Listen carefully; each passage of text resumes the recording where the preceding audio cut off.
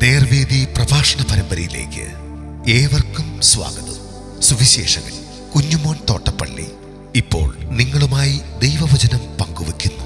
ശ്രദ്ധിച്ചാലും.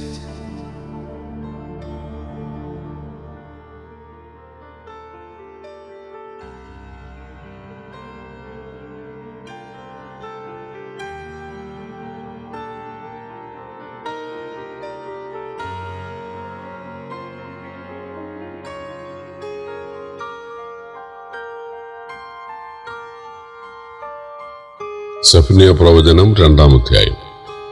നാണമില്ലാത്ത ജാതിയെ, നിർണയം ഫലിക്കുന്നതിന് മുൻപേ ദിവസം പതിർപോലെ പാറിപ്പോകുന്നു. യഹോവയുടെ ഉഗ്രകോപം നിങ്ങളുടെ മേൽ വരുന്നതിന് മുൻപേ, യഹോവയുടെ കോപ ദിവസം നിങ്ങളുടെ മേൽ വരുന്നതിന് മുമ്പേ കൂടി വരുവീൻ, അതെ കൂടി വരുവീൻ. യഹോവയുടെ ന്യായം പ്രവർത്തിക്കുന്നവരായി ഭൂമിയിലെ സകല സൗമ്യന്മാരും ആയുള്ളവരെ അവനെ അന്വേഷിപ്പീൻ, നീതി അന്വേഷിപ്പീൻ, സൗമ്യത അന്വേഷിപ്പീൻ.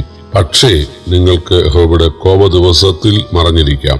ഗസ നിർജ്ജനമാകും, അസ്കലോൺ ശൂന്യമായി തീരും. അസ്തോദിനെ അവർ മധ്യാഹ്നത്തിങ്കൽ നീക്കിക്കളയും. എക്രോന് നിർമൂലനാശം വരും. സമുദ്ര തീരനിവാസികളായ ക്രേത്യജാതിക്ക് അയ്യോ കഷ്ടം. ഫിലിസ്ത്യ ദേശമായ കനാനെ, യഹോവയുടെ വചനം നിങ്ങൾക്ക് വിരോധമായിരിക്കുന്നു. നിനക്ക് നിവാസികളില്ലാതാകും. ഞാൻ നിന്നെ നശിപ്പിക്കും. സമുദ്ര തീരം ഇടയന്മാർക്ക് കുടിലുകളും ആട്ടിൻ കൂട്ടങ്ങൾക്ക് തൊഴുത്തുകളുമുള്ള പുൽപ്പുറങ്ങളായിട്ട് തീരും.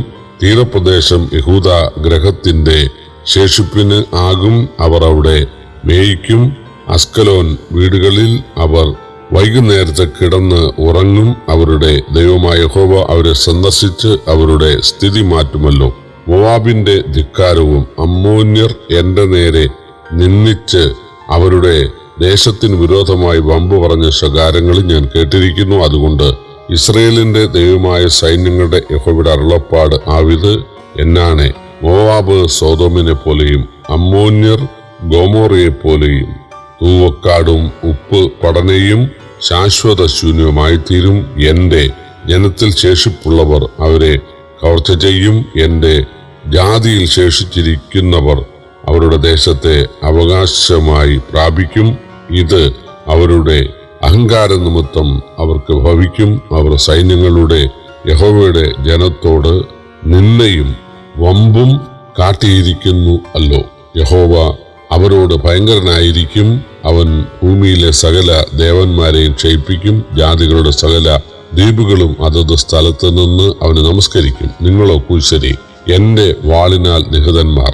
അവൻ വടക്കോട്ട് കൈനീട്ടി അശ്ശൂരിനെ നശിപ്പിക്കും. നിനവയെ ശൂന്യവും മരുഭൂമിയിലെ വരണ്ട നിലവുമാക്കും. അതിന്റെ നടുവിൽ ആട്ടിൻകൂട്ടങ്ങളും നാനാജാതി മൃഗങ്ങളും കിടക്കും. അതിന്റെ പോതികകളുടെ ഇടയിൽ വേഴാമ്പലും മുള്ളനും രാപാർക്കും. കിളിവാതിൽക്കൽ പാട്ടുപാടുന്നത് കേട്ടോ. ദേവദാരുപ്പണി പറിച്ചു കളഞ്ഞിരിക്കയാൽ ഉമ്മരപ്പടിക്കൽ ശൂന്യതയുണ്ട്. ഞാനേ ഉള്ളൂ, ഞാനല്ലാതെ മറ്റാരുമില്ല എന്ന് ഹൃദയത്തിൽ പറഞ്ഞ് നിർഭയം വസിച്ചിരുന്ന ഉല്ലസിത നഗരം ഇതുതന്നെ. അത് ശൂന്യവും മൃഗങ്ങൾക്ക് കിടപ്പടവുമായി തീർന്നത് എങ്ങനെ? അതിന് അരികെ കൂടെ പോകുന്ന ഏവനും ചൂളകുത്തി കൈ കുലുക്കും. നാണം കെട്ടവരായി തീർന്ന യഹൂദയ്ക്ക് നേരെ വരാൻ പോകുന്ന ബാബിലോന്യ ആക്രമണത്തിൽ നിന്ന് രക്ഷപ്പെടുവാൻ വേണ്ടി അനുദപിക്കുവാനും ഏറ്റുപറയാനും ഉപവസിക്കുവാനും ഒത്തുകൂടുവീൻ എന്ന മുന്നറിയിപ്പാണ് ആദ്യ 3 വാക്യങ്ങൾ. എന്നാൽ അത് സംഭവിച്ചു. BC 586 ബാബിലോൺ വന്ന് അവരെ പതിർപോലെ പാറ്റുന്നവരാക്കി കളഞ്ഞു.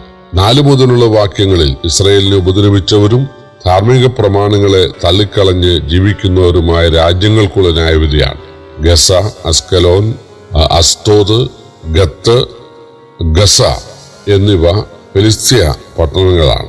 അതിനടുത്ത ദ്വീപായ ക്രേത്തയ്ക്കുമുള്ള ന്യായവിധി പറയുന്നുണ്ട്. 8 മുതൽ 10 വരെയുള്ള വാക്യങ്ങൾ മോവാബ്യർക്കും അമ്മോന്യർക്കും വരുന്ന നാശമാണ്. പിന്നീട് കൂശ്യരെയും അശൂര്യരെയും ന്യായം വിധിക്കുന്ന കാര്യം പറഞ്ഞ് അധ്യായം അവസാനിപ്പിക്കുന്നു. പാപം പുറജാതികളിൽ കണ്ടാലും ഇസ്രയേലിൽ കണ്ടാലും നീതിമാനായ ദൈവത്തിന് ശിക്ഷിക്കാതിരിക്കാനാവില്ല. ഇന്ന് സമാകാലമാണ്. ന്യായപ്രമാണ പ്രവൃത്തി കൂടാതെ തന്റെ പുത്രന്റെ യാഗം മരണത്തിൽ വിശ്വസിക്കുന്നവരെ ദൈവം സൗജന്യമായിട്ട് കൃപയാൽ രക്ഷിക്കുന്നുവെങ്കിലും ദൈവഹിതം തിരിച്ചറിഞ്ഞവർ പ്രവർത്തിക്കേണ്ടതാണ്. വചനപ്രകാരം ജീവിക്കുന്നില്ല എങ്കിൽ തീർച്ചയായിട്ടും പ്രാദേശിക സഭകളെയും കുടുംബങ്ങളെയും വ്യക്തികളെയും ദൈവം ബാലശിക്ഷ കഴിക്കും. ക്രിസ്തുവേശുവിലുള്ളവർക്ക് ഒരു ശിക്ഷാവിധിയുമില്ല എന്നുള്ളത് നരകശിക്ഷയുടെ കാര്യമാണ്. എന്നാൽ ഇബ്രായ ലേഖനം 12 പറയുന്നത് ബാലശിക്ഷ ഉണ്ട്. അപ്പൻ സ്നേഹിക്കുന്ന മക്കളെ ശിക്ഷിക്കുന്നു എന്നാണ്.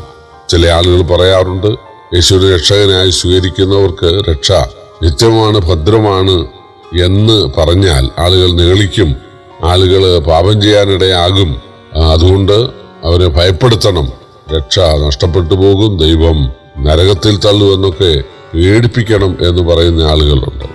പ്രിയപ്പെട്ടവരെ, പേടിച്ചല്ല ദൈവത്തെ ആരാധിക്കേണ്ടത്, പേടിച്ചല്ല ഭയപ്പെട്ടല്ല ആത്മീയ കാര്യങ്ങൾ ചെയ്യേണ്ടത്, സ്നേഹത്തിലാണ്. പൗലോസ് പറഞ്ഞത്, ക്രിസ്തുവിന്റെ സ്നേഹം എന്നെ നിർബന്ധിക്കുന്നു. ദൈവം പറയുന്നത്, പൂർണ്ണാത്മാവോടും പൂർണ്ണ മനസ്സോടും പൂർണ്ണതയോടും പൂർണ്ണ ശക്തിയോടും കൂടി എന്നെ സ്നേഹിക്കണമെന്നാണ്. ദൈവം ആദ്യം നമ്മെ സ്നേഹിച്ചു, അതുകൊണ്ട് നാം തിരിച്ചവനെ സ്നേഹിക്കണം.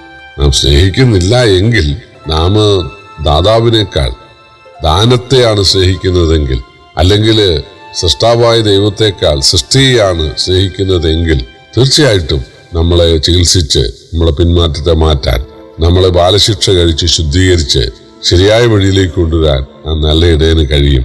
ഒരിക്കലും പോകുന്ന വഴി അവൻ അടിക്കുന്നവനല്ല, അടിക്കുന്ന വഴിയെ കൊണ്ടുപോകാൻ ശക്തിയുള്ള കഴിവുള്ള നല്ല ഇടയനാണ്. അതുകൊണ്ടാണ് തന്റെ കയ്യിൽ വടിയും പോലും ഉള്ളത്.